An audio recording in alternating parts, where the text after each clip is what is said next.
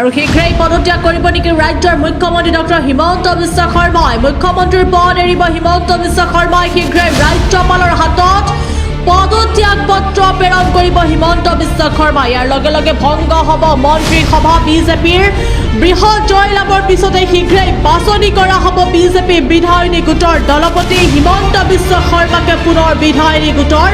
দলপতি হিচাপে নিৰ্বাচিত কৰাৰ সম্ভাৱনা লগতে পৰৱৰ্তী মুখ্যমন্ত্ৰী হিচাপে হিমন্ত বিশ্ব শৰ্মাকে নিৰ্বাচিত কৰাৰ পূৰ্ণ সম্ভাৱনা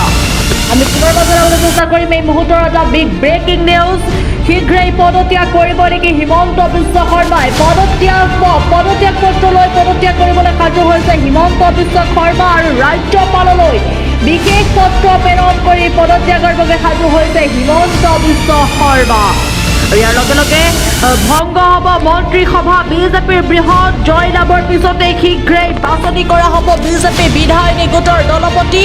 হিমন্ত বিশ্ব শৰ্মাকে পুনৰ বিধায়িনী গোটৰ দলপতি হিচাপে নিৰ্বাচিত কৰাৰ পূৰ্ণ সম্ভাৱনা লগতে পৰৱৰ্তী মুখ্যমন্ত্ৰী হিমন্ত বিশ্ব শৰ্মাকে নিৰ্বাচিত কৰাৰ পূৰ্ণ সম্ভাৱনা